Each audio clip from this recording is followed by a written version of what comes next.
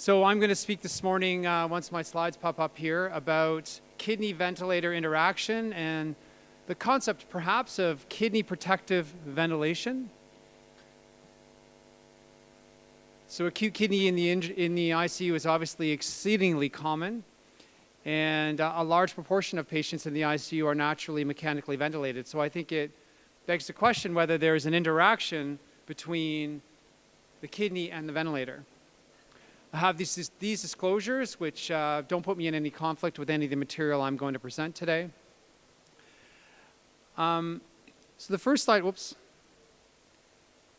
So what I'd like to go over today is three objectives. The first is I'd like to describe the physiologic effects of mechanical ventilation on kidney function. I'd also like to describe the physiological effects, perhaps, of injurious mechanical ventilation on kidney function. And I want to explore the interventions that we could think about using to mitigate the detrimental effects of mechanical ventilation and kidney function. So I think it's important for us to highlight and recognize there are multiple dependent pathways in the setting of acute pulmonary disorders or chronic pulmonary disease, and the routine application of mechanical ventilation with non-pulmonary confounders that may interact to adversely affect kidney function in the context of critical illness and those receiving invasive mechanical ventilation. There are basically three sort of important physiologic mechanisms whereby kidney function may be altered with mechanical ventilation, in particular positive pressure ventilation and the use of PEEP. And that includes alterations to cardiovascular function, cardiac output, renal blood flow, IVC pressure, renal venous pressure. This includes alterations to neurohormonal activation, so increased sympathetic outflow, increased activation of the renin-angiotensin-aldosterone system, diminished secretion of ANPs, and increased secretion of arginine vasopressin, And then there's also the exaggerated effects of mechanical ventilation that can adversely affect effective circulating volume, diminished cardiac performance, altered pulmonary compliance, and of course, ventilator-induced lung injury. So I want to go back and show you some older studies that really started to get at the physiology of the interaction between positive pressure ventilation and kidney function. So this is really just the application of short-term positive pressure ventilation with PEEP. And what you can see almost immediately in the column in the middle where the red arrows are to the column to the right of that is that within about 10 to 30 minutes of positive pressure ventilation, patients will experience diminishment in urine output, decreased sodium excretion, alterations in GFR and renal blood flow. And these effects are rapid and transient. So you can appreciate, too, on the very far right, there's a graph there showing the changes that occur in plasma renin activity and secretion of ADH. And both of these actually increase fairly quickly after the addition of positive pressure ventilation, but also at the same time are reversed fairly quickly as well. We also know that there's actually important interactions with IVC and systemic venous pressure and PEEP. So this is a study that was looking, experimental study in dogs, comparing no PEEP versus PEEP and variations in renal venous pressure, showing that there is adverse effects on central hemodynamics. So when we increased the PEEP in these patients, you saw a correlated decrease in renal blood flow. And if you actually just increased the renal venous pressure alone, you saw a correlated reduction in renal blood flow. If you had both together, you saw huge decreases in renal blood flow. And what's really interesting is if you relieved the PEEP, you saw some improvements in renal blood flow right away, but clearly the residual renal venous pressure being elevated had some adverse effects. So PEEP in and of itself can contribute to systemic venous hypertension and actually alterations in renal blood flow.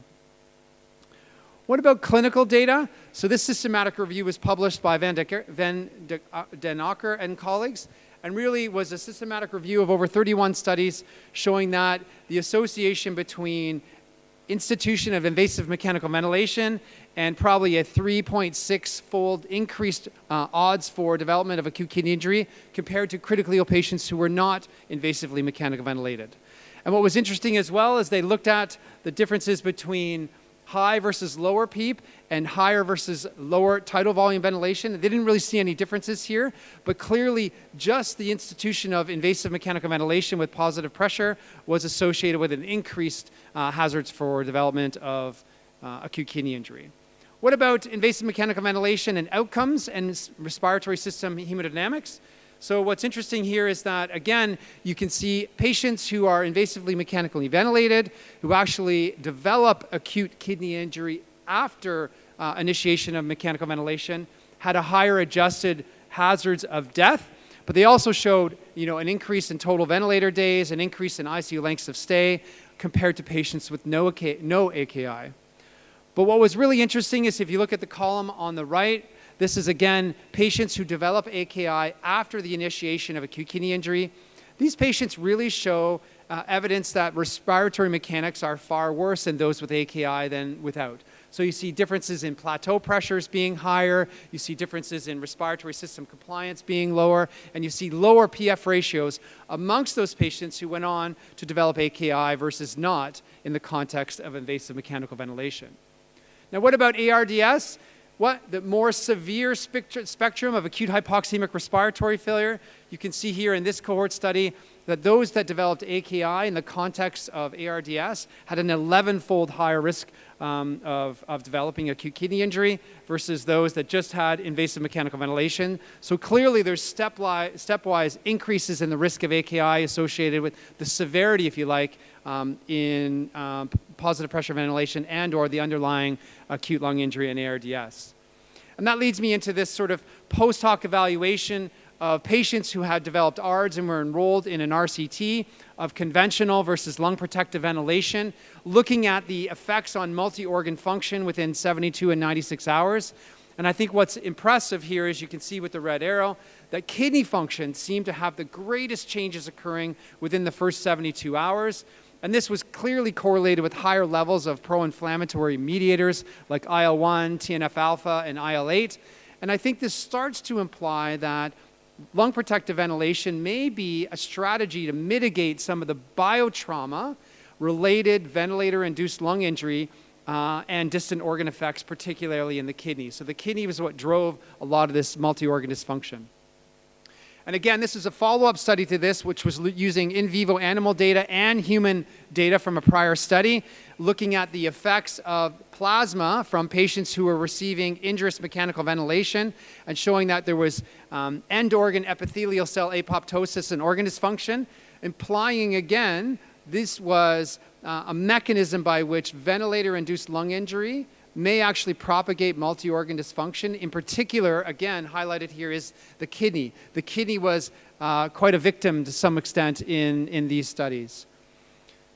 Now, what are the factors associated with acute kidney injury and ARDS? So this is another cohort study, and what was interesting is that up to 2/3 of patients with ARDS receiving positive pressure ventilation or invasive mechanical ventilation develop acute kidney injury. Stage 1 AKI developing after a median of 2 days. Stage 2 to 3 AKI, more severe AKI, developing within 4 days. And what's important to recognize in the red box here is that with each increasing severity stage of acute kidney injury, the risk of death in ICU hospital at 28 and 90 days increased accordingly. There are a number of factors that seem to be independently associated with acute kidney injury in patients with ARDS. So one of the things that we see here is, and this may have to do with the metabolic and fluid balance milieu that occurs in patients with acute kidney injury, not being able to excrete as much fluid, not being able to sort of balance acid base and whatnot. So these patients seem to have, higher median tidal volumes. They have higher minute ventilations. That's probably driven to some extent by trying to compensate for metabolic acidosis and critical illness. And what's clear as well is that these patients who develop acute kidney injury versus those that don't, they accumulate far greater amounts of fluid in the first few days following invasive mechanical ventilation. So in addition as well, this is some work done by Kathleen Liu looking at predictors of biomarkers for acute kidney injury amongst those with ARDS and lung injury. And in this cohort of patients taken from one of the original ARDS trials, AKI developed in 24% and clearly correlated with higher levels of pro-inflammatory mediators, as you see here. So all these mediators seem to be predictive and associated with the development of acute kidney injury.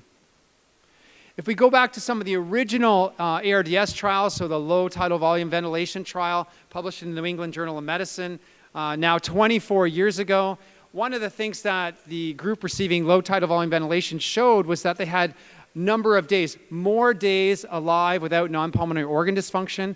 And if you go into the supplement of this paper, you can see that the renal failure days was actually greater as well in those with low tidal volume ventilation. So here you can see, again, renal specific effects with lung protective ventilation, probably mitigated to some extent through reductions in ventilator-induced lung injury. Now, I tried to scan all the other ARDS trials, and we saw some nice summaries of those in the session earlier today. So a lot of these trials actually didn't report serum creatinines or standardized criteria for acute kidney injury or the utilization of renal replacement therapy per se. So it's unclear whether some of these other interventions, high or low PEEP, open lung ventilation, et cetera, are associated with differences in rates of acute kidney injury or the utilization of renal replacement therapy. In this alveolar trial here, this is the Love's trial, I think, basically showed that there was similar rates of renal replacement therapy initiation. But a lot of trials in the ARDS haven't actually shown or reported acute kidney injury outcomes. One of the things we need to think about as well is that some of the rescue therapies that we've used that may not show evidence of a survival benefit for patients with ARDS may have adverse effects, off-label effects, if you like, or off-treatment effects related to acute kidney injury. So this is a systematic review that looked at the use of inhaled nitric oxide amongst patients with ARDS, suggesting that there was a probable 50% increase in the risk of AKI associated with those exposed to inhaled nitric oxide. So there may be some hazard related to these therapies.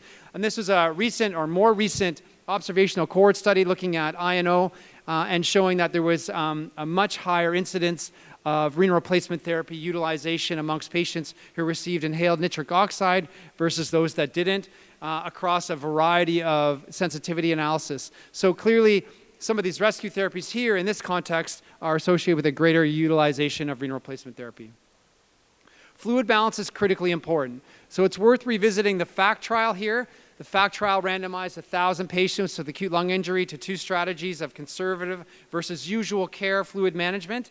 And in the conservative therapy, it's clear that there was a lower utilization of renal replacement therapy over the first 28 days. And I think that's really interesting because that's probably in the context of being rescued for pulmonary edema and acute hypoxemia attributed to volume overload.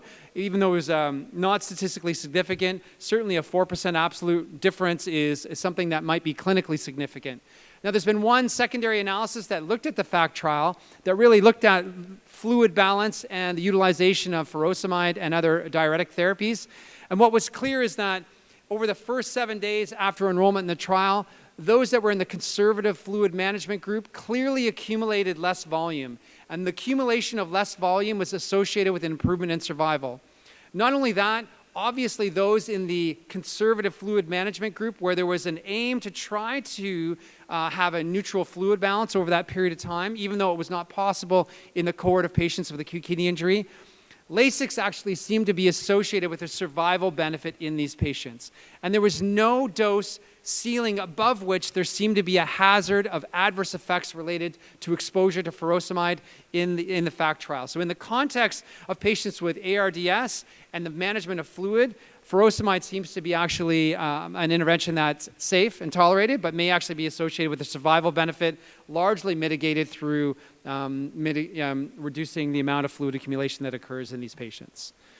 Now, there's another factor that may be important to consider here as well. So patients who develop acute kidney injury after the onset of invasive mechanical ventilation actually show some evidence that there may be a delay or impairment in weaning from mechanical ventilation. So this is a nice small cohort study, but a nice single center study done by colleagues in Brazil. And really what they showed was there was a number of factors that seemed to be associated with acute kidney injury and those receiving invasive mechanical ventilation. But the important outcome of interest here was that the duration to wean and liberate from mechanical ventilation was significantly longer amongst those patients who actually developed acute kidney injury versus those that did not. Not only that, what we can show as well is that patients who that receive more intensive dose therapy for renal replacement therapy. So again, I think I wanted to highlight how we prescribe our dialysis may have some effect on organ dysfunction, non-renal organ dysfunction, and the weanability from other life support, organ support interventions. So in this secondary analysis of the ATN trial, what they showed is that a more intensive prescription of dialysis was associated with fewer ventilator-free days and a higher reintubation rate in patients allocated to the more intensive versus the less intensive renal replacement therapy dose strategy. And perhaps some of this is mediated through hypophosphatemia and the idea that we're clearing more phosphate, whether this is in the pathobiology of patients developing muscle weakness and inability to wean from mechanical ventilation is unclear, but this was another association shown in this presentation or in this study. So what strategies could we think about? There is a number of studies that have looked at various strategies, and this is just kind of a summary that gives you some idea about some of the things you might need to think about. So spontaneous breathing above APRV. So I know traditionally there's been a lot of sort of movements to paralyze a lot of patients and sedate them heavily when they're on modes of APRV, but actually spontaneous breathing may be associated with improvements in renal blood flow and improvements and reduced risk of AKI. Lung protective ventilation, low tidal volume, open lung approach seems to be associated with less AKI, and that may be mitigated by reducing ventilator-induced lung injury and or the biotrauma that may be associated with ARDS. Conservative fluid management, I think I showed you the data from FACT suggesting that there's perhaps less AKI, certainly lower utilization of renal replacement therapy with conservative fluid management after initial resuscitation in these patients. There's really not a lot of data on the use of neuromuscular blockade and lung protective ventilation. It was not really reported in those trials. And then proventilation as well, it was not really well reported in ProSiva, but there is the possibility that, in the prone position, you can have increased intra-abdominal pressure, which could adversely affect renal blood flow and may alter the risk of AKI, but we really don't have any data on that right now. So just some takeaway points to remember. Mechanical ventilation has important direct and indirect effects on the kidney. There's early hemodynamic effects followed by neurohormonal and immune-mediated effects that may occur with longer exposure and periods of time. Injurious mechanical ventilation can incite indirect inflammatory injury to the kidneys, may actually propagate and worsen acute kidney injury and lead to less favorable outcomes. And I think evidence from clinical trials implies that a low tidal volume, a lung protective, and conservative fluid management strategy might help mitigate some of the adverse effects related to mechanical ventilation, positive pressure ventilation, and the risk of AKI. Thanks very much for your attention.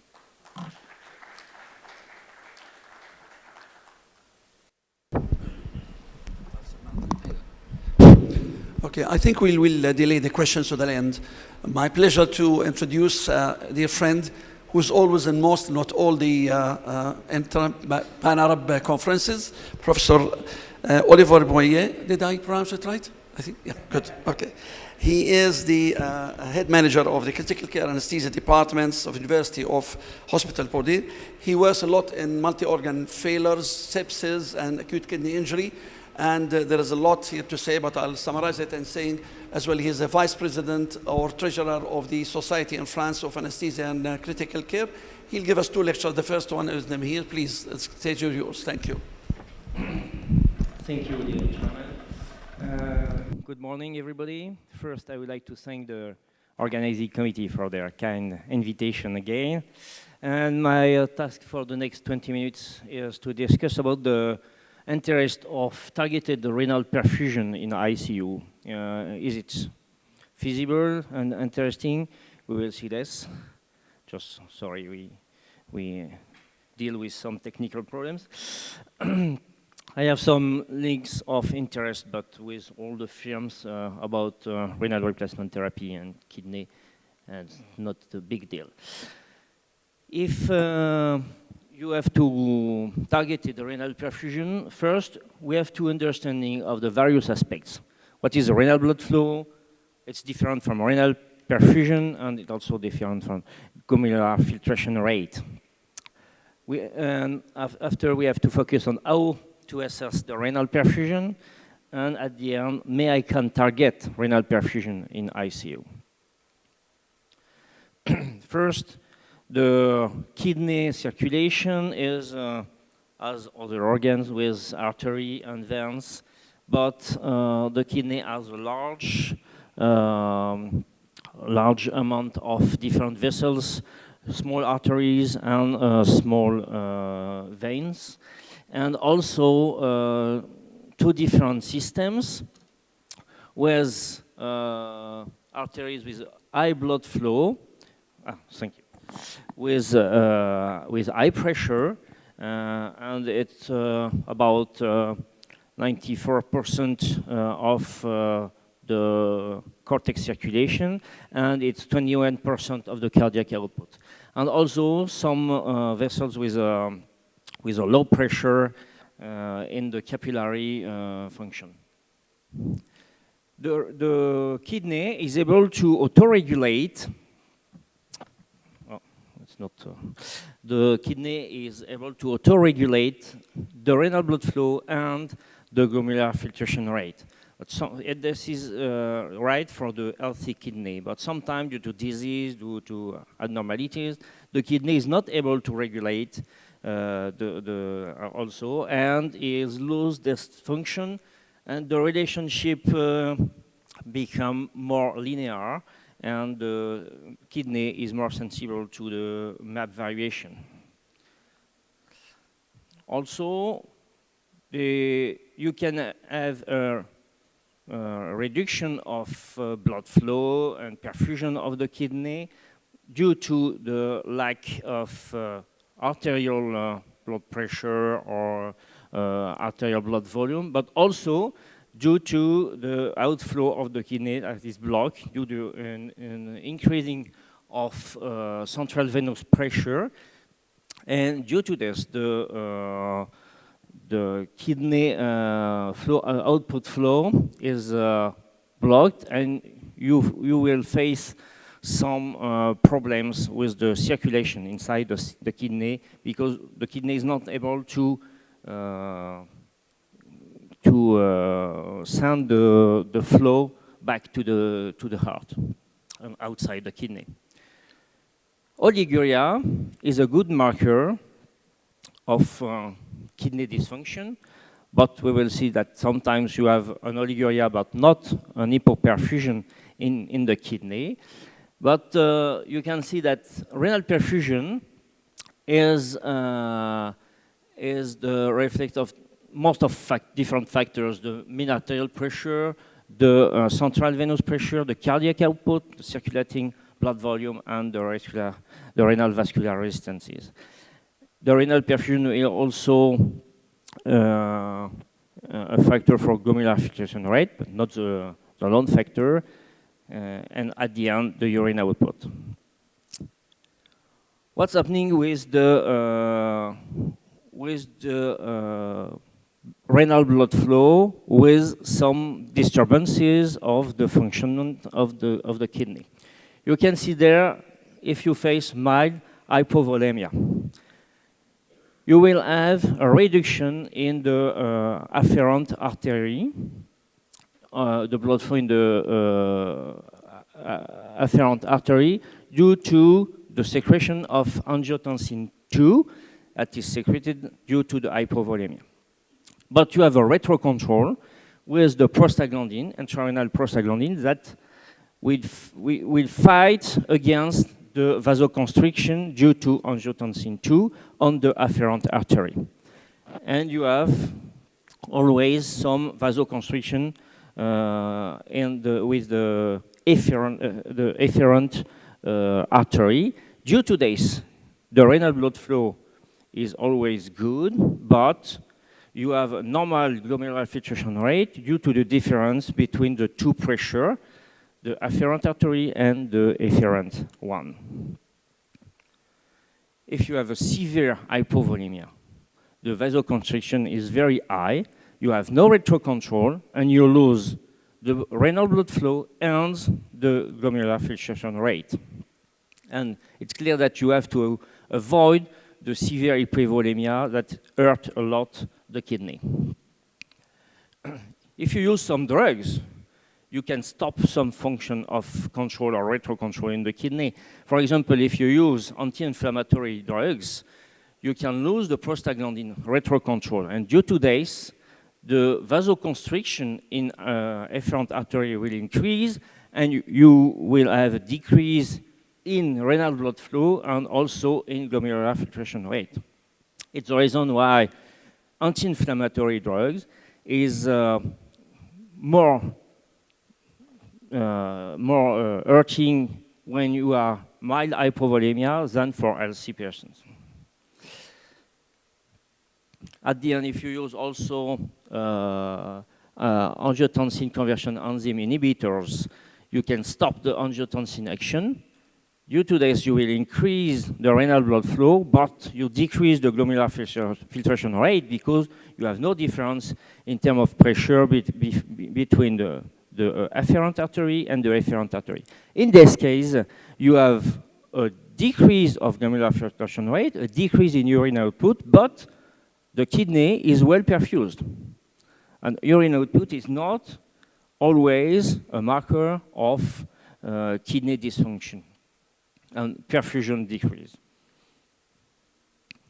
Another way is the chloride. If you give a lot amount of chloride with saline perfusion, for example, the chloride will be accumulated in all the process in the nephron, and at the end go to the macula densa, and the afferent artery is just in front of the macula densa. And the chloride is a very good vasoconstrictor, and you will face a decrease in renal blood flow and in glomerular filtration rate if you have an increase in chloride in your nephron and in your body.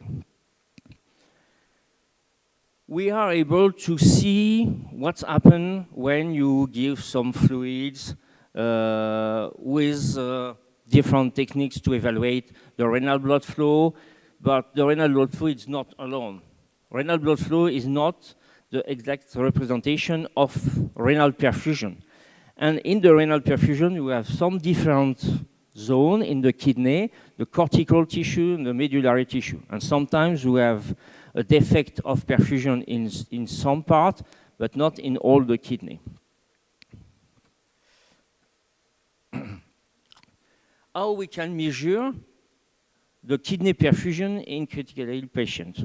The good paper from my friends Antoine Schneider and Rinaldo Bellomo list all the techniques that you can use to assess renal perfusion in the patient. You can use radioactive microspheres, the renal scintigraphy, for example, the positron emission tomography, the para-amino hyperate clearance, and so on, xenon, MRI, and so on. But at the bedside, you cannot use all these techniques. It's too difficult. You have to transport the patient. It's a lot of work, workload for the nurses, and so on. The only very useful tool to evaluate the renal perfusion at the bedside is the contrast-enhanced ultrasound. It's the echocardiography of your kidney with Doppler and with also some microbubbles to have the contrast-enhanced ultrasound.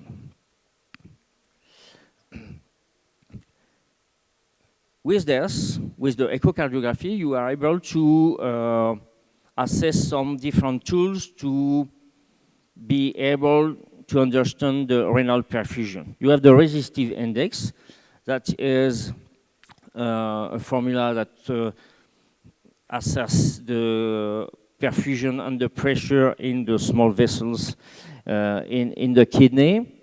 And you can see there that you have a good correlation, the paper that we did in 2012, you have a good correlation between the patient without AKI, between the resistant index and the MAP, but not in patients with acute kidney injury.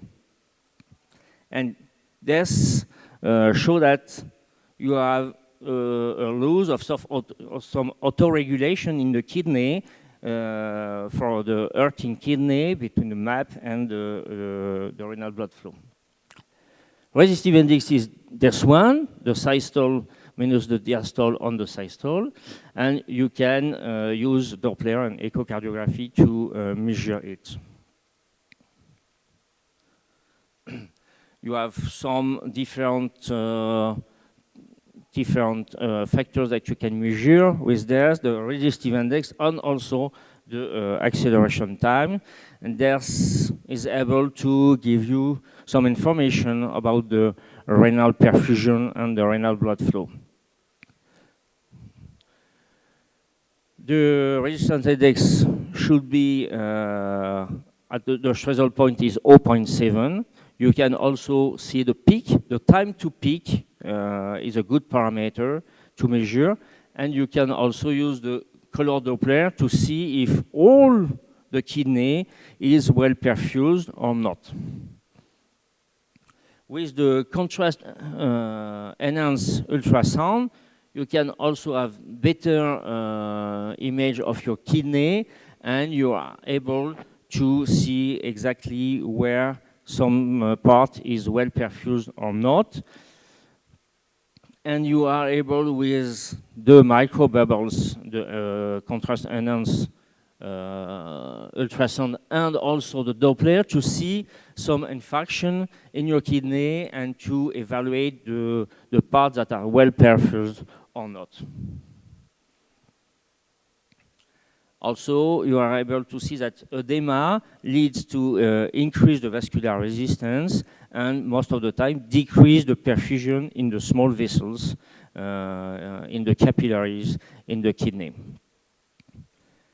When you use this, perhaps we can use this to try to see if your treatment is performant or not, to help the kidney to have to stay well perfused. And in some studies, they use there's the fluid challenge, and see that if the resistive index is able to predict that if the fluid challenge is good for the kidney or not. But if you can see, we discussed about contrast enhanced ultrasound from more than 10 years.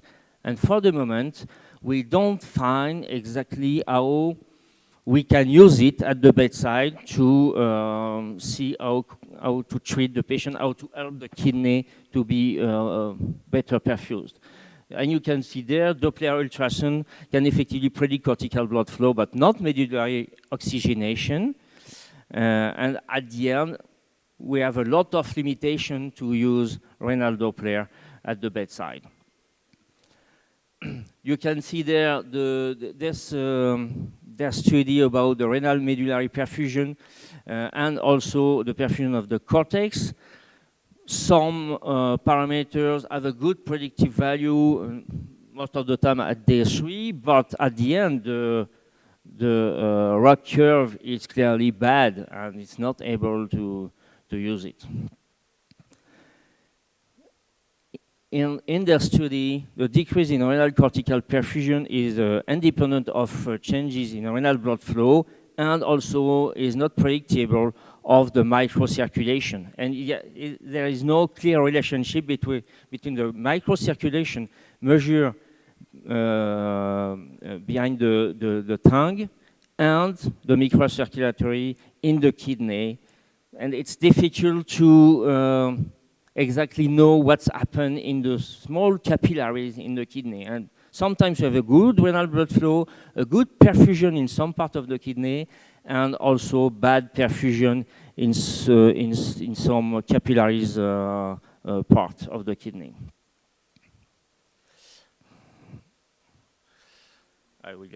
We have no more time. I will skip some.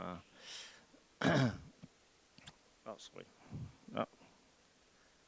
Okay. Ultrasonographic assessment of microcirculation is difficult, and if we see, we have the macrocirculation with cardiac output, with the mean arterial pressure, This is in relation with renal blood flow, but after the relation with the resistive index, the glomerular filtration rate, and the resistance, the venous resistance in the kidney is not so clear. And we have a lot of different studies that try to assess renal perfusion and to see if we can use it to predict the effectiveness of the treatment in the patient without clear results in the history. For the future, this study, this protocol published in 2024, tried to see if two different vasopressors have an action on the renal perfusion, and they will use the CUS, the contrast enhanced ultrasound, and some urinary oxygen tension to see if the one vasopressor is better than the other in terms of renal perfusion. Finally, the renal blood flow is different from renal perfusion and glomerular filtration rate. The renal blood flow and renal perfusion physiology are complex and are not the same in all the kidney, and it's difficult with echocardiography to see exactly all the kidney perfusion. There is a poor correlation between the renal blood flow and the renal perfusion, and multiple techniques to assess renal perfusion, but at the end, not very simple at the bedside, and only ultrasound is feasible. Some interesting studies about the assess of renal perfusion, but it's difficult to use it to evaluate the treatment that you will do to the patient. And the echocardiography is clearly operator dependent and patient dependent with a low reproducibility. And at the end, for the moment, it's not widely used in everyday practice, and we have to continue to evaluate the efficiency of renal perfusion assessment, and is interesting in the evaluation of our treatments. Thank you for your attention.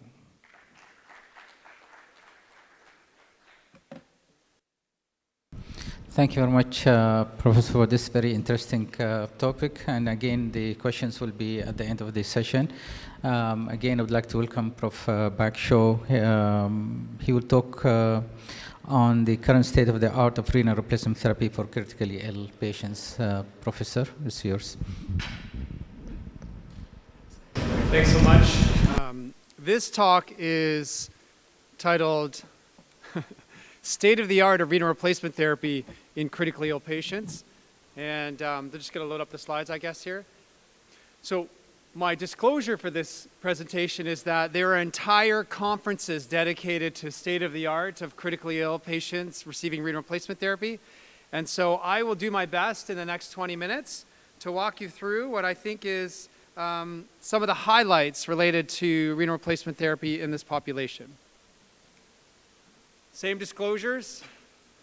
So what I'd like to talk to you about, is first and foremost, maybe some information around starting renal replacement therapy, selection of modality, a little bit around prescription of dose intensity, and then I'll talk a little bit about ultrafiltration, because when we talk about dose intensity, we're generally restricted to talking about small solute clearance.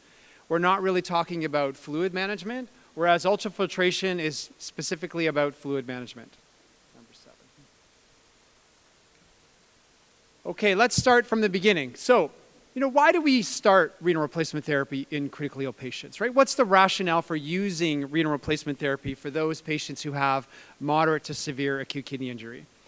Well, you can see it's basically a balance of the risks and benefits to some extent. And the benefits are clear in that the first 3 bolded rationale in the left box here clearly can be addressed by renal replacement therapy, right? Azotemic control, alterations to metabolic pH.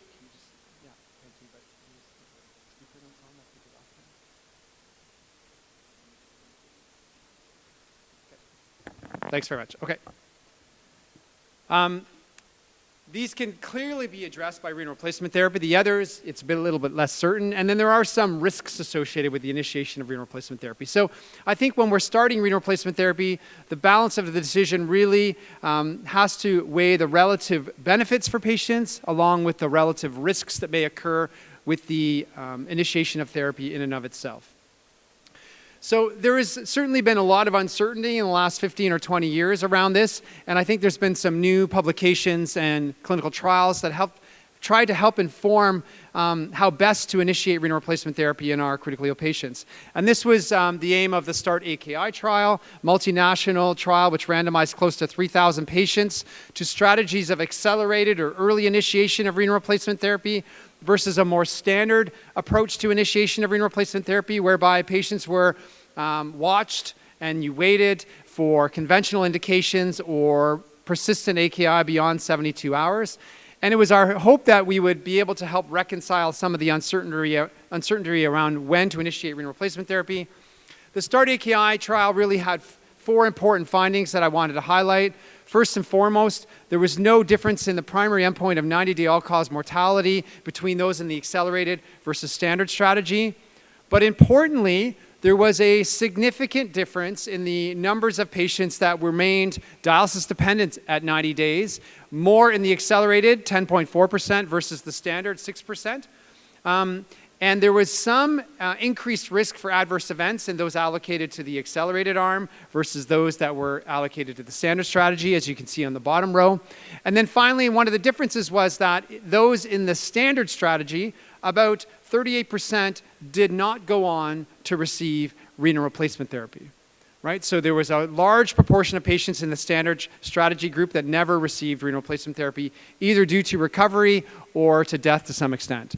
Now, is this true for all patients? I wanted to look quickly at the IDEAL ICU, another largest multi-center trial from France in patients with critical ill patients with sepsis and acute kidney injury, where patients were randomized to, again, an early versus delayed strategy.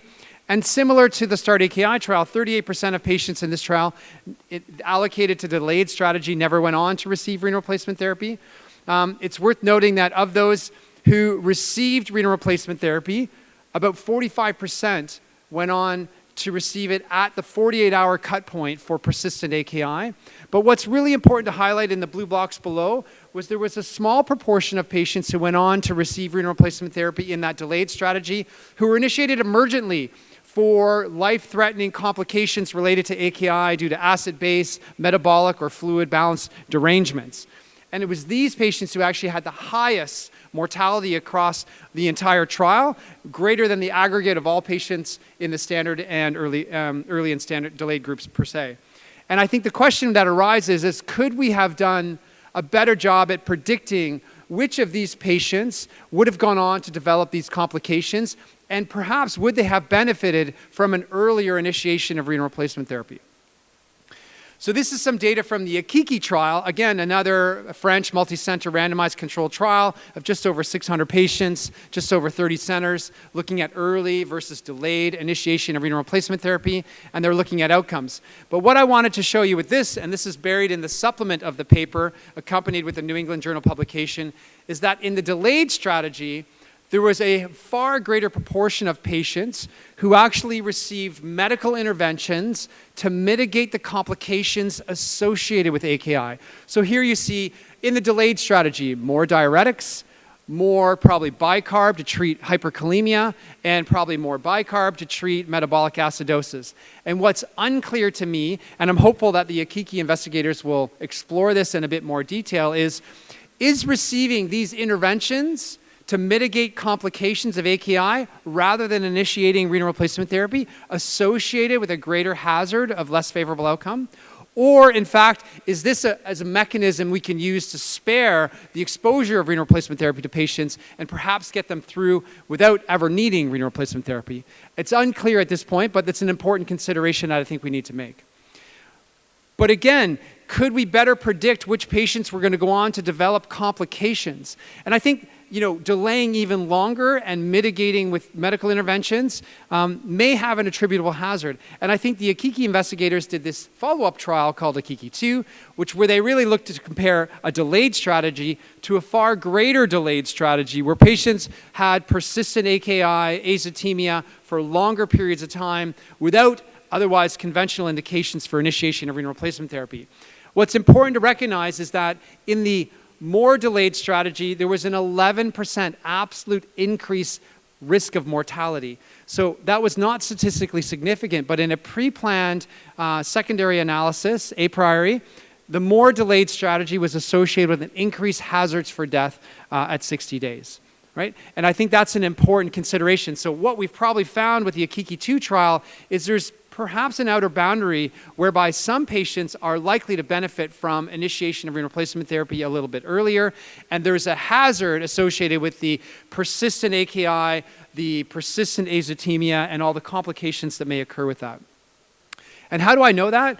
Well, the Akiki 2 investigators actually did a very thoughtful secondary analysis where they looked at the 168 patients in the Akiki 2 trial that actually had coma at baseline.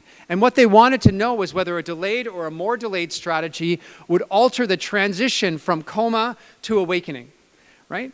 And what was really interesting in this secondary analysis is that they basically found the probability of being awake according to the renal replacement therapy strategy through 28 days, was greater if they were in the delayed, not the more delayed strategy. So you can understand here that there is this confounding that may occur in our assessment of mental status, delirium, and coma amongst patients with persistent AKI and where they may be azotemic with elevations in serum urea and whatnot, but they also may be accumulating all kinds of metabolites of drugs and other things that renal replacement therapy may have a role in helping awaken from coma. The question I also have too is, can we use other tools to help us decide on when to initiate renal replacement therapy? Lots of interest has occurred in a standardized furosemide stress test to understand whether there's any reserve with the kidneys or other novel or interesting diagnostic tests that are emerging.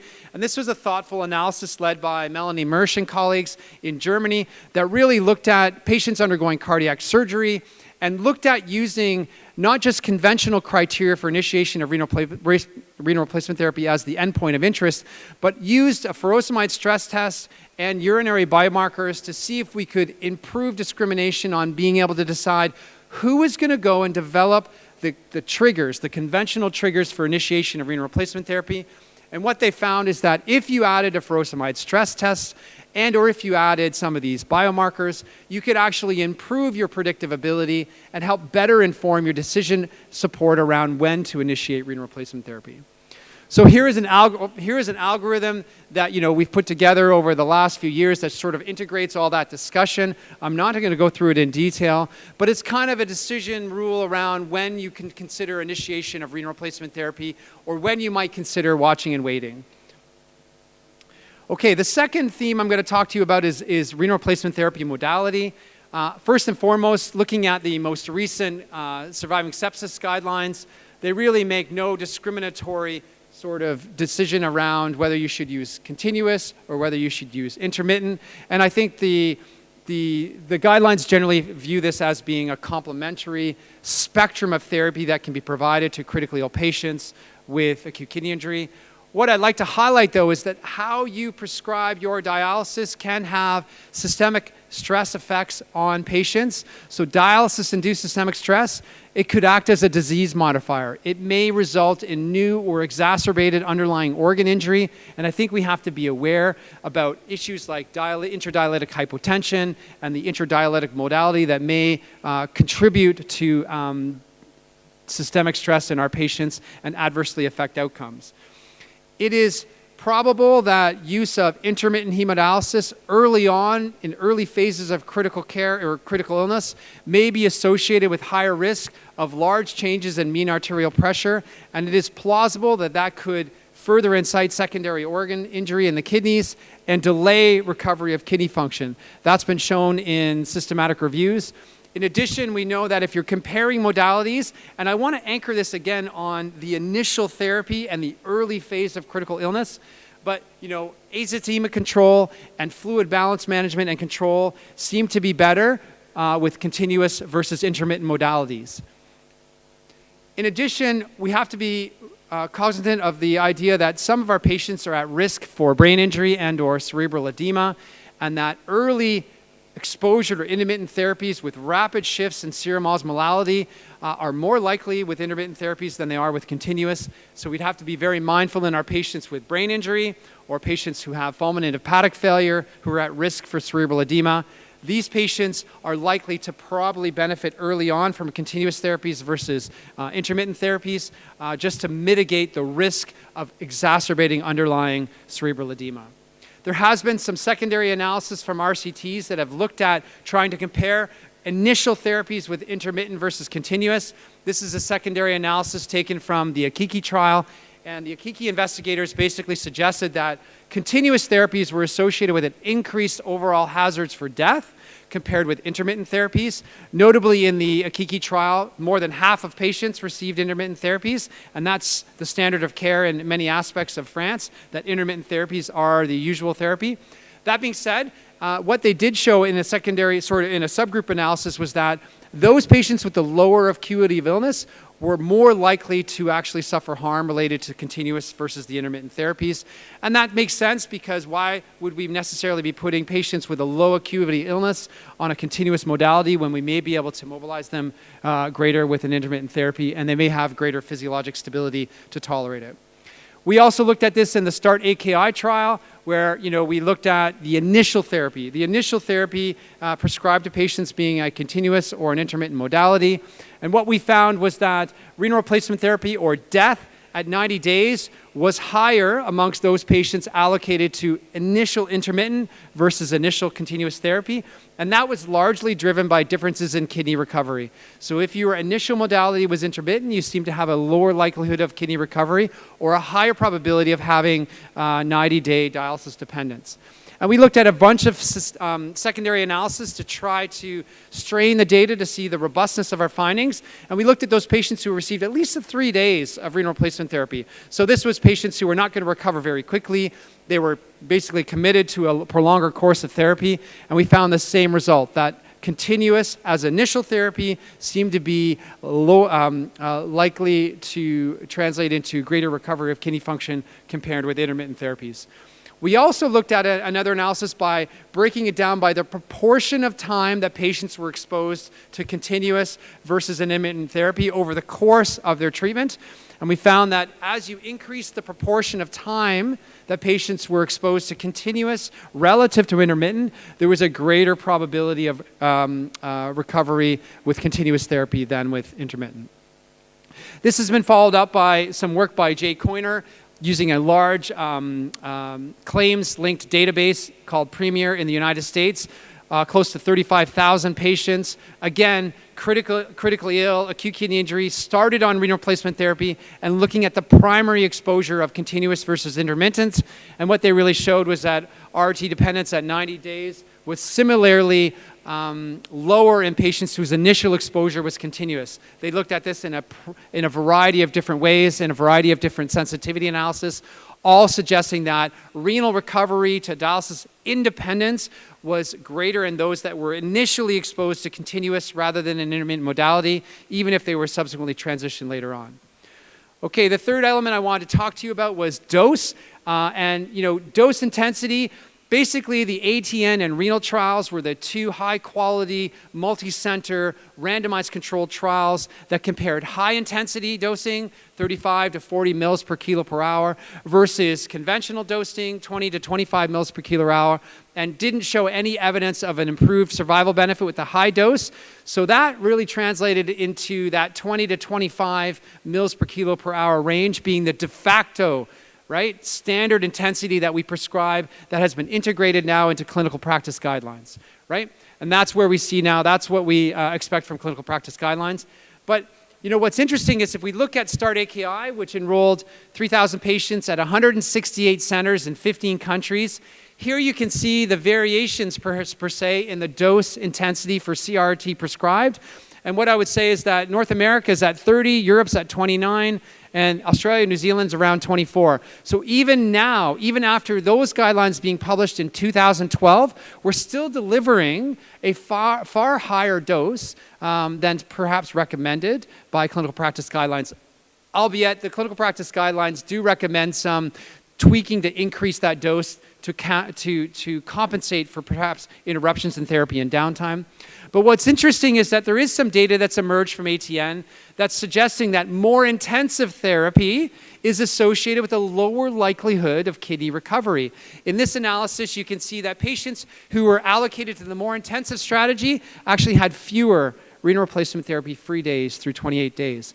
And I already showed you this slide suggesting that a more intensive therapy may have non-renal organ effects by delaying or less ventilator-free days and having a higher propensity for reintubation amongst patients who are receiving invasive mechanical ventilation.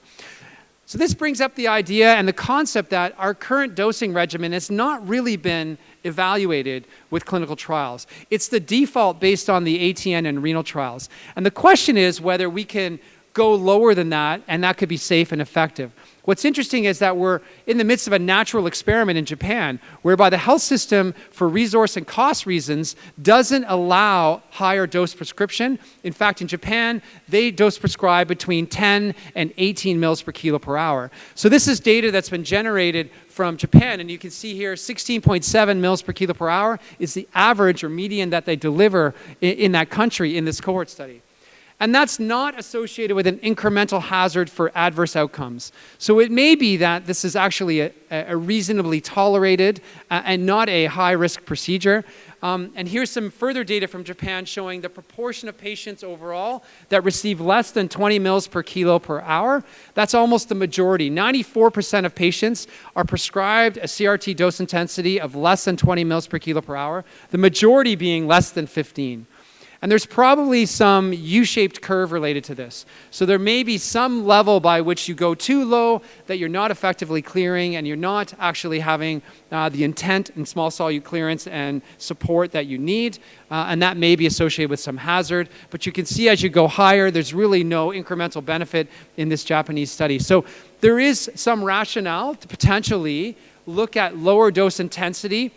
And I need to qualify this, lower dose intensity after a period of initial stabilization. So it may be that we need to think about, we start at 20 to 25 mils per kilo per hour for a period of 24 or maybe 48 hours, but after that time, it may be feasible for us to drop that dose down without there being any adverse effects and still achieving reasonable azotemic and metabolic control.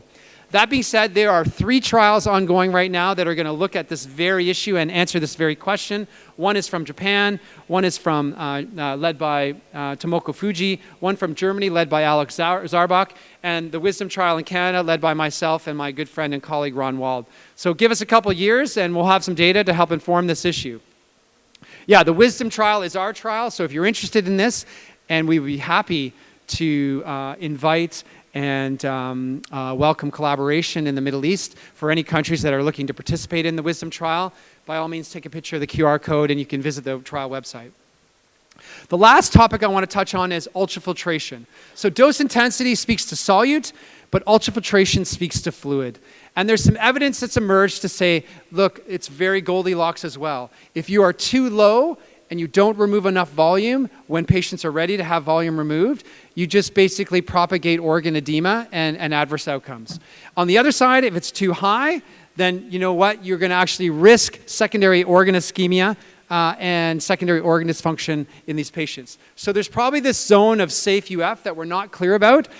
Retrospective studies from the renal study have suggested that somewhere in the range of 1 to 1.75 mils per kilo per hour of fluid removal in a suitable patient ready for fluid removal is probably a safe zone. What does that translate into? That's probably for the average 80 kilogram person, probably somewhere around 80 to 120 mils per hour of ultrafiltration. But what's important to remember is that if you go above that, above 1.75 mils per kilo per hour, if you're pulling that much fluid sustainably over time, there's an increased hazards for death. And not only that, there's an increased hazards for non-recovery of kidney function and dialysis dependence over time. The challenge for us is we're not really sure we understand when to initiate ultrafiltration and remove fluid? How fast? And how do we monitor that we're not causing harm, that we're pulling at the right rate and the right volume over time? That is something that the literature hasn't shown us yet. All we really have is retrospective secondary analysis from RCTs. Thankfully, one of my colleagues in Canada, William Boubienne-Souligne, is doing a trial called the Probe Fluid Trial that's looking at this very question of trying to understand when, how fast, how much do we remove volume in our critically ill patients who are receiving continuous renal replacement therapy. Okay, some final thoughts to take away for you. Recent large randomized controlled trials have suggested no benefit to early relative to accelerated initiation of renal replacement therapy. And for the most part, for most patients, a watch and wait approach may be acceptable. I think, though, that secondary analysis are going to start to give us a greater depth of understanding of subgroups or, if you like, phenotypes that may benefit from an earlier initiation strategy. Repeated analysis suggests that initial continuous modality may portend a greater relative benefit for maintaining dialysis independence over the long term compared with intermittent therapies. There's strong biologic rationale for considering a lower dose intensity of CRRT after initial stabilization, but this is being evaluated in RCTs, so wait a couple of years before you drop the dose too much. And then ultrafiltration is a critical function for renal replacement therapy. Parameters that guide the timing, volume, and rate of net ultrafiltration removal right now are premature and unclear, but hopefully we're going to have new data on that. So maybe in a year or two, if we do another state of the art, we'll have new data to show you. So thanks very much. Okay, thank you, sir. We'll have Oliver again to tell us about the anticoagulation on renal replacement therapy. Is it citrate or not? Please. Thank you.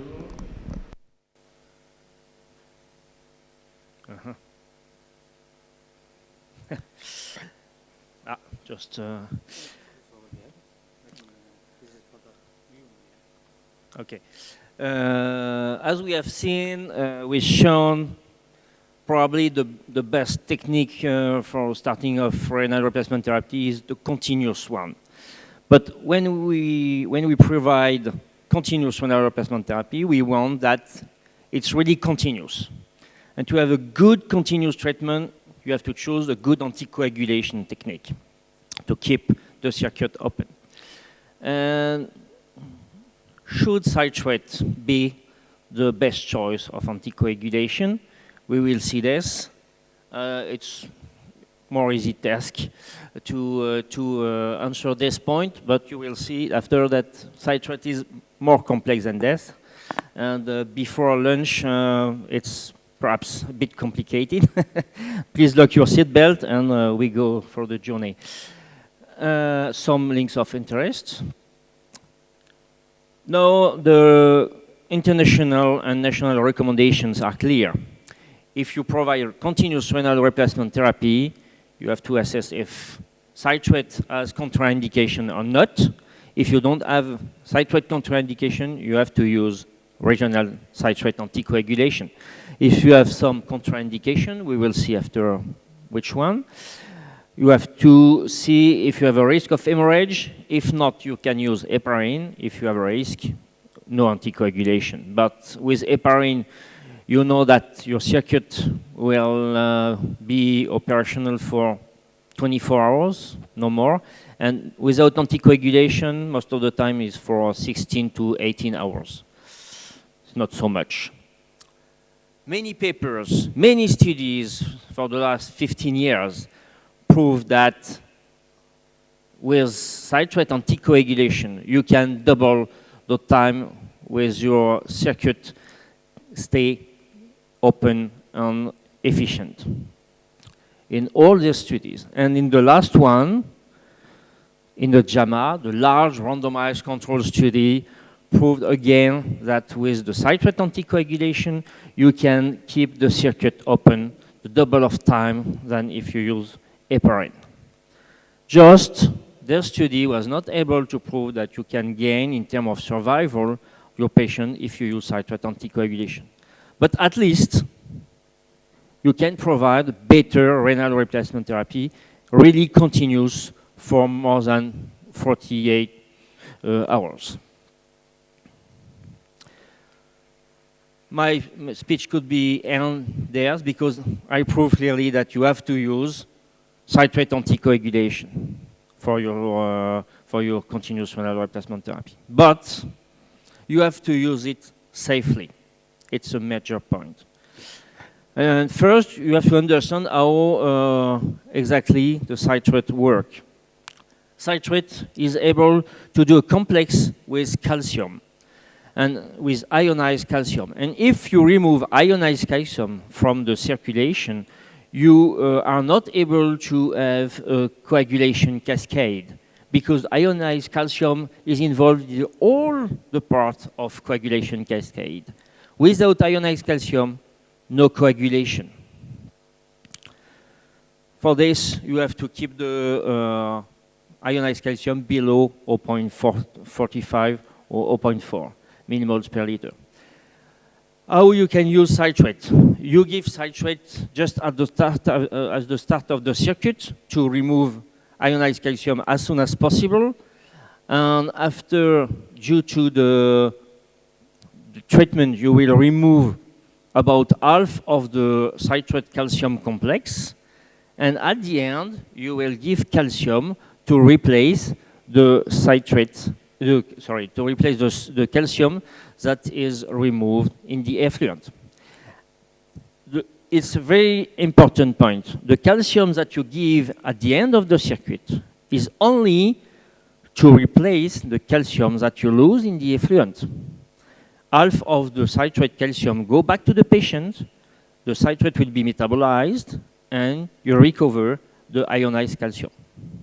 The machine knows this. The machine knows the amount of calcium that you will lose in the effluent and the calcium that will be back in the patient. You can use citrate. You can use citrate in CVHD, in continuous hemodialysis with a specific protocol, most of the time with high concentration citrate.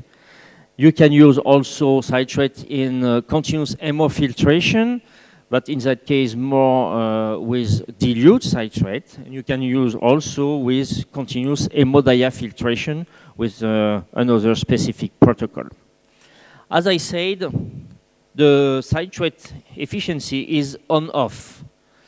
If, as you can see there, if you keep the ionized calcium below 0.4, 0.45 millimoles per liter, you have no coagulation. You can see there, no coagulation.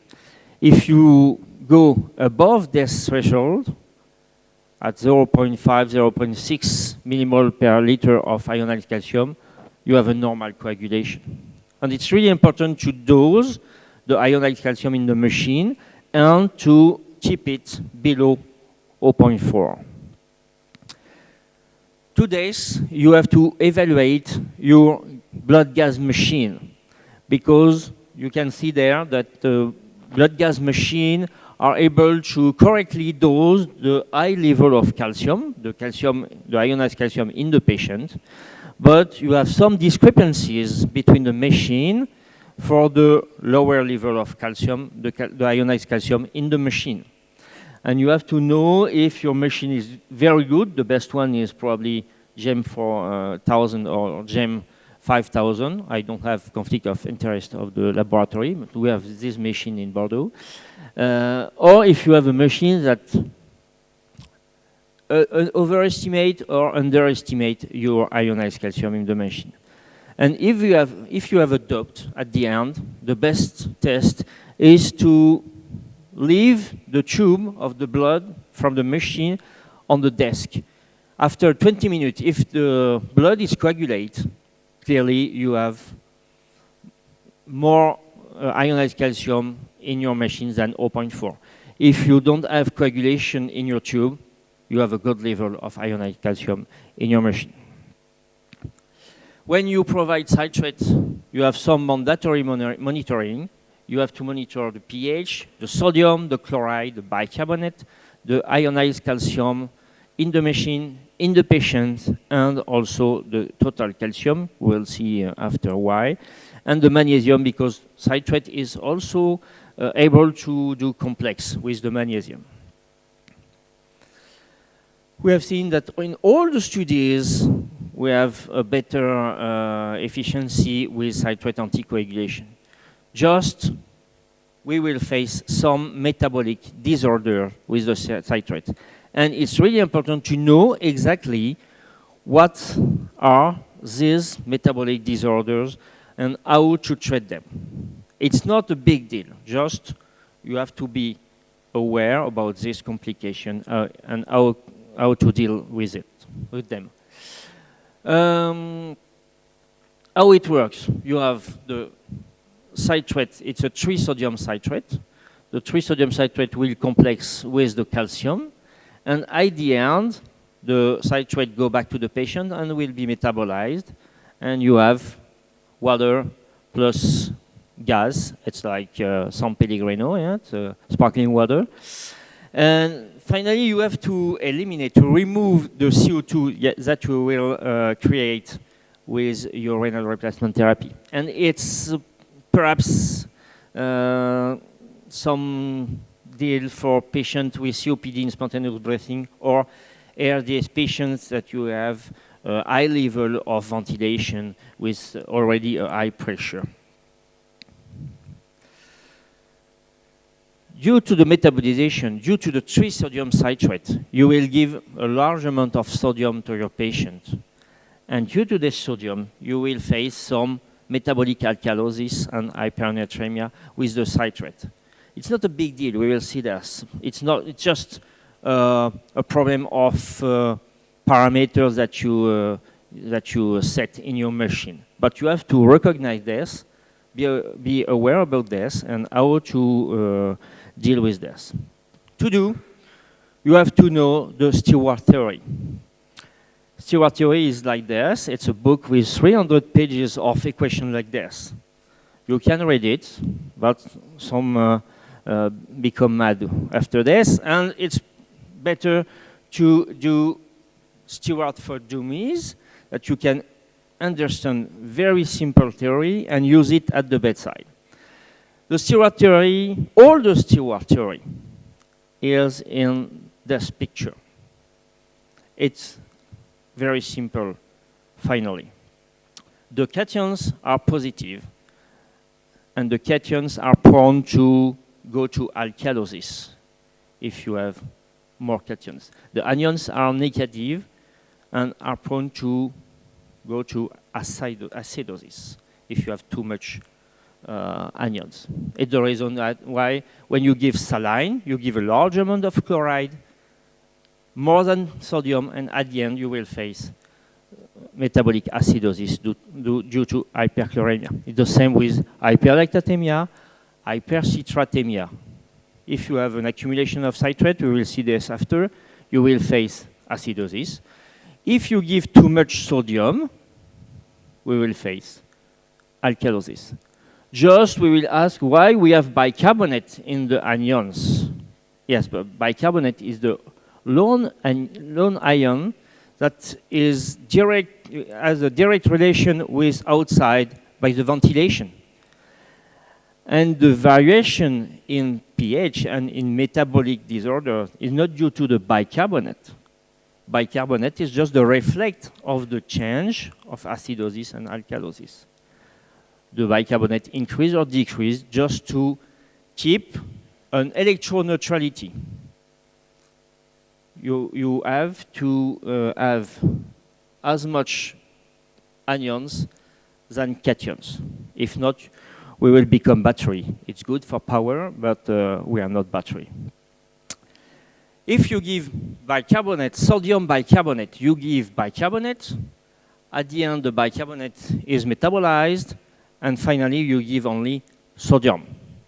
And you remain with bubbles, gas, and water, sparkling water.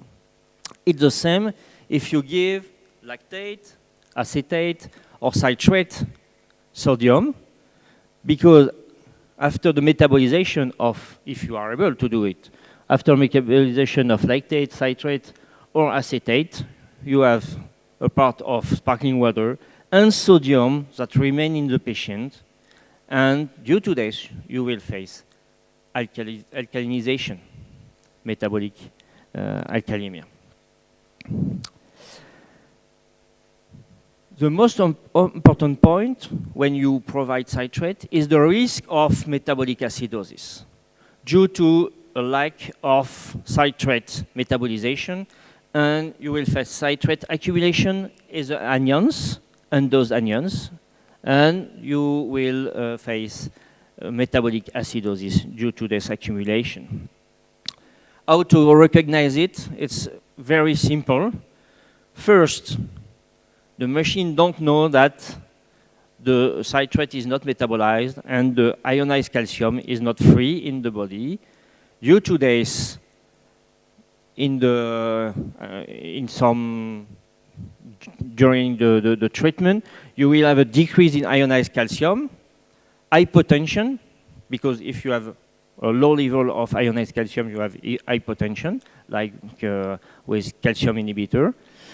First, hypotension. Second, you will dose the calcium and you will see that you have an hypocalcemia. And finally, if you see the total calcium on ionized calcium, you will see an increase of the ratio. And if you go above 2.5, you are sure that you have a citrate accumulation. And just remember that if you have an understanding hypotension with hypokalemia, that you have 1, 2, or 3 times, despite the fact that you increase the calcium compensation, and an increase of the ratio, you have to stop citrate anticoagulation and continue to run the renal replacement therapy to remove the complex citrate calcium that remain in the patient. How you can predict the risk of citrate accumulation? In all the studies, the best one is this one that explains very well how you can predict it. Even if you start renal replacement therapy with a low level of lactate or a high level of lactate, if you have an increase of lactate during the treatment, the renal replacement treatment with citrate anticoagulation, clearly you have a high risk of citrate accumulation. If you have a stabilization of your lactate or a decrease of your lactate level during the treatment, you can continue to provide safely renal replacement therapy with citrate anticoagulation. First, we saw that the most important problem, in particular with severe liver dysfunction, was the accumulation of citrate. But finally, in the studies, we saw that most of the time we have no complication and we have the same risk of accumulation or metabolic alkalosis with the patient with liver disease. And when you start citrate anticoagulation, you will face metabolic alkalosis in the first days for a large amount of patients, and with the training, you will decrease theirs, and finally, only 15% of the time, you will face metabolic alkalosis. To treat the alkalosis, it's very simple. You decrease the blood flow to decrease the amount of citrate that you give to your patient, and you increase the fluid exchange, dialysis or replacement fluid, to increase the exchange, because in the solution, dialysate or reinjection, you have a large amount of chloride and a low level of sodium, and you will correct the alkalosis with this. And finally, with citrate, you can see there that the filtration fraction, that is a real problem when you provide renal replacement therapy with heparin, is not a big deal when you use citrate anticoagulation, because even if you have a large level of, high level of filtration fraction, you have the same filter duration during time. Finally, we saw in the first 2 slides that the regional citrate anticoagulation is the best choice for anticoagulation. The citrate complex with calcium and avoid coagulation, and the filter lifetime increased dramatically with renal, regional citrate anticoagulation. Sorry, but the contraindication is more the the patient with multiple organ dysfunction with a high level of lactate that will increase in time, and you have some metabolic impact than the metabolic alkalosis, but that you can treat easily with the set of machine parameters. You have to know the Stewart approach, but you can see it's not so hard. Thank you for your attention. Thank you very much. I think we have time for 1 or 2 questions for both of speakers, if there is any. If not, I'll have questions. Dr. George, please. Yeah, if both speakers can be here for a minute, please. Thank you. You can sit here. Well, thank you. I'm George Abissal from the American University of Beirut. I have seen in our ICU, you know, people who don't go with the intensive mode of RRT, but then they keep giving bicarb because the pH is not corrected. So, yes, I agree with you that we should not be very intensive, but again, if we're gonna give bicarb each time we measure it, then we will be defeating the purpose. And the second quick question is, we have been taught by our pulmonary fellows that we should, before extubation, dry the lung. So how come now you'll tell us that with the intensive therapy and the dry lung, the risk of re-intubation is higher? That's a little bit conflicting because we go dry before extubation.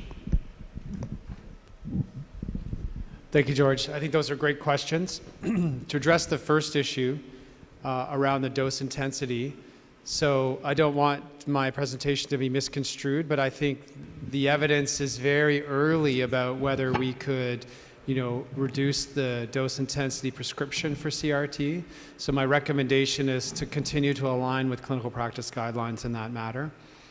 I would just add to that caveat is that, you know, in the context of lowering the dose, it's really going to only occur after a period of stabilization. That might be 12, 24, 48 hours of making sure the metabolic milieu is all sorted, and in patients who can tolerate it.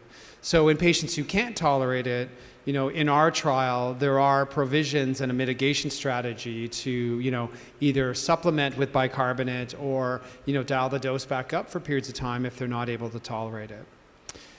Your second comment around ultrafiltration, and that's a great comment. Of course, we want the lungs to be relatively dry in patients who we want to liberate from mechanical ventilation. Again, the data that I've presented is retrospective data, secondary analyses from clinical trials. And one thing I'll say is that these really just applied tertiles of levels of ultrafiltration blindly to that data, right? Or the data drove those tertiles. But what we have to understand is that patients have variable courses in ICU, that at times there's going to be more suitable and appropriate occasion to remove more volume or less volume. I think the fundamental issue that I would emphasize to everybody is that removing volume in those that have accumulated significant amounts and or have evidence of organ edema is critically important. But that removal rate and volume over time should not precipitate secondary organ dysfunction. So I'd like to, when I talk to my trainees or colleagues, we should never be removing volume in an emergency to some extent. We should be able to do it slow and continuously so that it facilitates weaning from invasive mechanical ventilation or vasoactives or other organ support, and not, you know, overzealously doing it such that it's precipitating hypotension, they're now on pressors, etc. So I totally concur and agree with all your points. I think I just wanted to provide some clarity there. Yeah, I do agree with Sean, and just about the bicarbonate. I will discuss tomorrow morning about the sodium bicarbonate, and most of the time it's not interesting to give sodium bicarbonate, clearly, and correcting metabolic acidosis is not a big deal, and no real benefits to do it.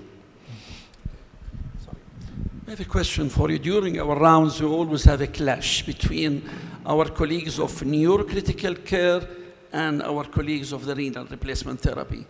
This man who is very unlucky, he is hypertensive since long on renal dialysis regularly, get an ICH, intracranial hemorrhage. Any update on that? What would you do? What's your best pay? RRT, SLED, or hemodialysis? There you go. Yeah, with the risk of hemorrhage? Intracranial hemorrhage. Clearly, the best, as we have seen, the best ways to start with continuous renal replacement therapy. The SLED should be an option, but I don't exactly understand why you want to run 16 hours of SLED, just stop 8 hours and restart. Yeah, but for the anticoagulation, you have to use citrate, clearly. Because with citrate, you avoid all the risk of hemorrhage, bleeding, and so on, clearly. Donc the best way is to use citrate, and the best way is to use continuous renal replacement therapy, because you have very low osmolarity change during time. Yeah, I would generally agree. I would say that your options for anticoagulation are, citrate protocols, if you have those available to you, or no anticoagulation.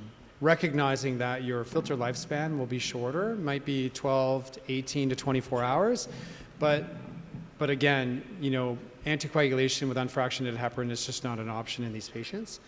And then, in terms of the brain injury, I think it depends a little bit too on, how severe that brain injury and whether that patient is at risk for, exacerbation of intracranial edema and intracranial hypertension. But fundamentally, from a physiologic perspective, initial therapies with continuous, where it's slow and continuous and you're not going to create large shifts in osmolality in the serum, which will translate across the blood-brain barrier as fluxes in sodium and urea and whatnot, you won't exacerbate injury, and I think that's critically important. The other issue is, again, if you're going to use an intermittent therapy and you need to remove volume, if you're aggressively ultrafiltrating somebody with intermittent therapies, you run the risk of intracranial hypertension or intradialytic hypotension, and in someone who's got a brain injury, minutes of hypotension below certain cerebral perfusion pressure thresholds, we know has strong evidence for less favorable outcomes. Yeah.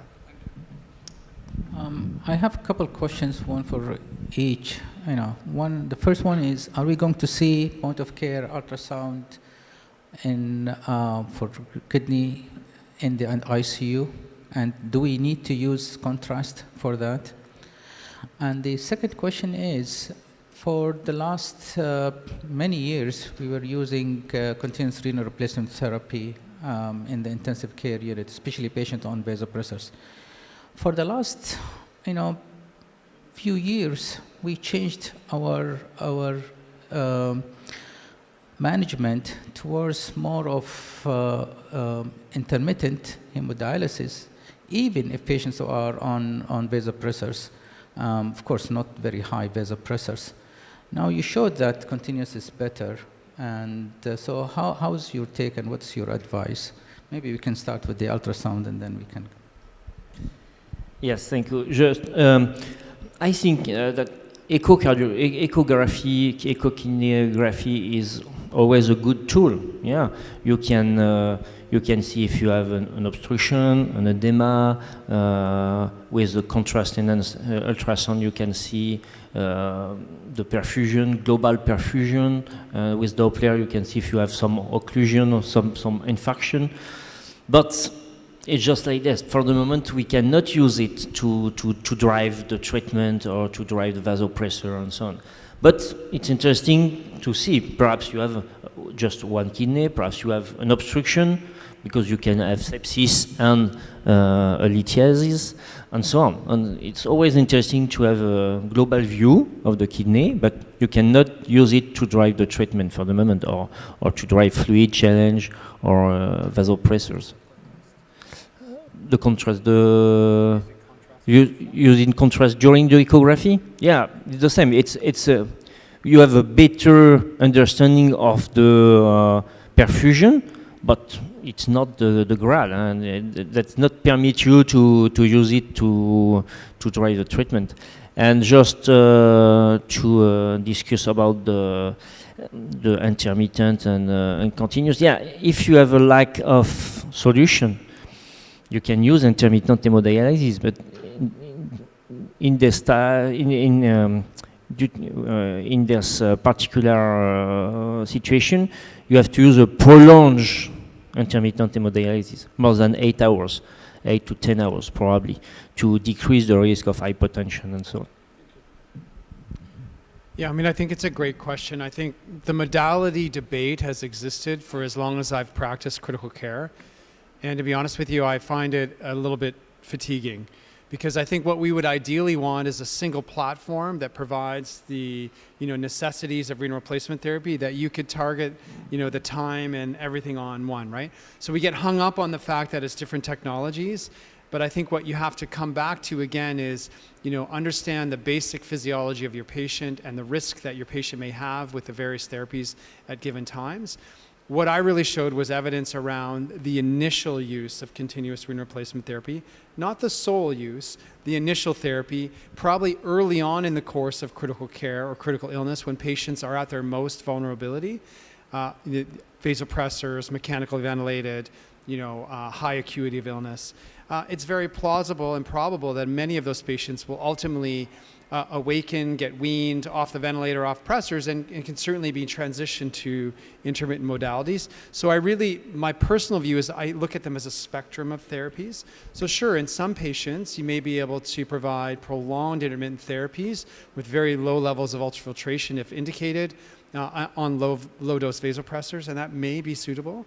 I think you just have to be very mindful of the prescriptions and the practicality of it, right? So if you don't have access to continuous renal replacement therapy, which many areas of the world don't, so that's my general sort of perspective. I try to be a little bit more practical and pragmatic about it. George?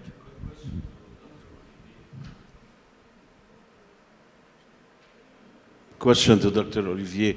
You showed us a table showing the difference between vasopressin and norepinephrine in terms of renal blood flow and GFR.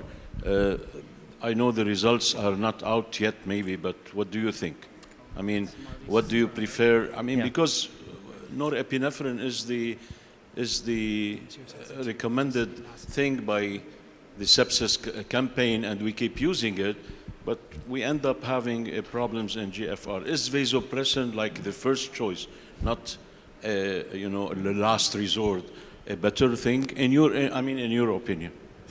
It's a good question. The problem is the renal perfusion is really sensible to some vasopressors, but you have to take into account the perfusion of other organs, the brain, the liver, the chest, and so on, the lung, and so on. And the question is, do we have to save the function, the kidney, or do we have to save the patient? And sometimes you have to sacrifice the kidney to continue to have a good perfusion elsewhere. What is the best? We don't know exactly what's the best vasopressor.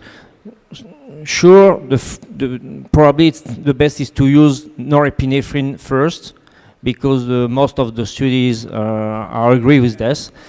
But when you increase the level of norepinephrine, perhaps give the vasopressin with the norepinephrine to decrease the growth, the increasing of norepinephrine dose. Probably, but I don't know exactly the threshold. Some ICUs give vasopressin as soon as they have 0.3 micrograms per kilo per minute, and others at 1.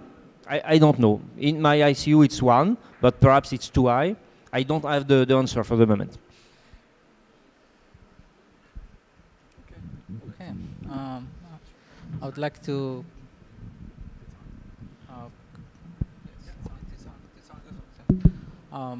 first of all thank the audience for being with us for this very, very interesting session.